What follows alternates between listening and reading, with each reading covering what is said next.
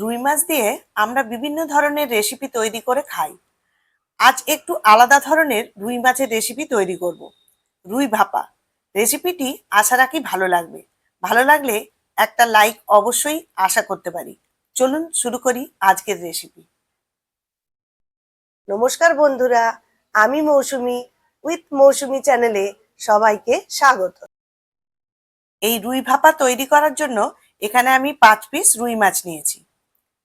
এই রুই মাছের মধ্যে সামান্য হলুদ গুঁড়ো আর অল্প একটু লবণ দিয়ে মাছগুলোকে ভালো করে মাখিয়ে নেব।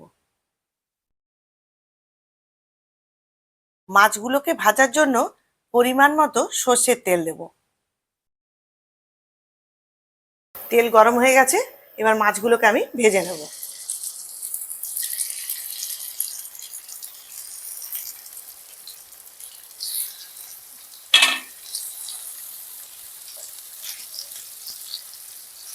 মাছগুলোর দুদিকটা আমি লাল করে ভেজে নেব। মাছগুলো আমার ভাজা হয়ে গেছে, এবার মাছগুলোকে তুলে নেব।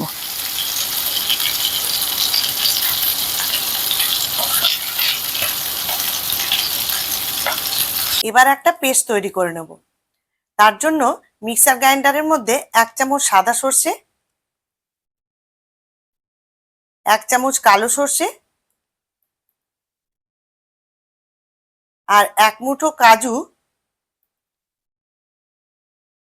আর 5টা কাঁচা লঙ্কা দিয়ে এটাকে শুকনো অবস্থায় একবার ঘুরিয়ে নেব।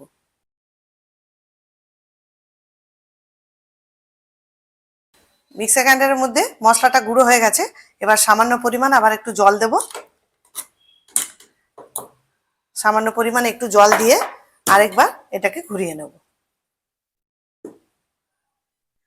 সর্ষে কাজু বাদামের পেস্ট আমার তৈরি হয়ে গেছে, এবার একটা বাটির মধ্যে ঢেলে দিয়েছি। এবার এর মধ্যে স্বাদ মতো লবণ আর দেব ছোট চামচের 1 চামচ হলুদ গুঁড়ো। এবার এই মিশ্রণের সঙ্গে এটাকে একটু গুলে নেব।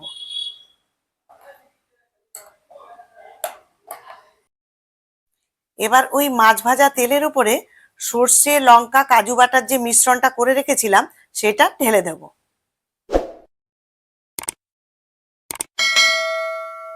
এবার বাটি ধোয়া জলটাও দিয়ে দিলাম। এবার ভালো করে মিশিয়ে নেব আর সাথে ভালো করে একবার কষিয়েও নেব। এই সময় ফ্লেমটাকে লো টু মিডিয়ামে রাখতে হবে যাতে মশলাটা পুড়ে না যায়। এই রেসিপিটি গরম গরম ভাতের সঙ্গে খেতে দুর্দান্ত লাগে।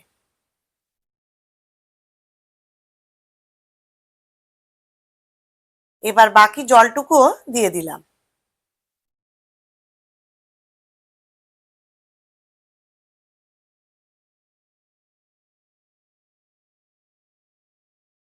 এবার ভেজে রাখা রুই মাছগুলো ঝোলের মধ্যে ছেড়ে দেব।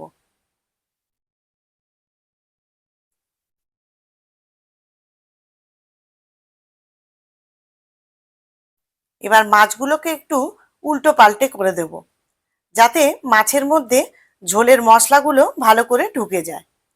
ঝোলের পরিমাণটা আপনারা কে কেমন খাবেন সেই মতো বুঝে দিয়ে দেবেন। এখানে ঝোলটা বেশি রাখলে মাছের স্বাদটা কিছুটা কমে যায়। এবার কিছুক্ষণের জন্য ঢাকা দিয়ে রাখবো।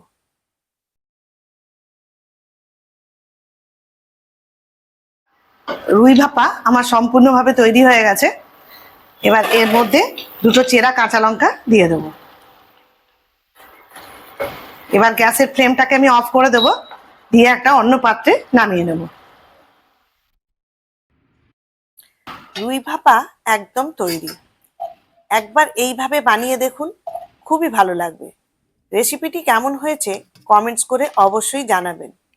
আমার চ্যানেলে নতুন বন্ধু হলে চ্যানেলটিকে সাবস্ক্রাইব করে পাশে থাকবেন। আর ভিডিওটা যদি ফেসবুক থেকে দেখেন তাহলে পেজটিকে ফলো করবেন। আবারও চলে আসব নতুন কোনো ভিডিও নিয়ে।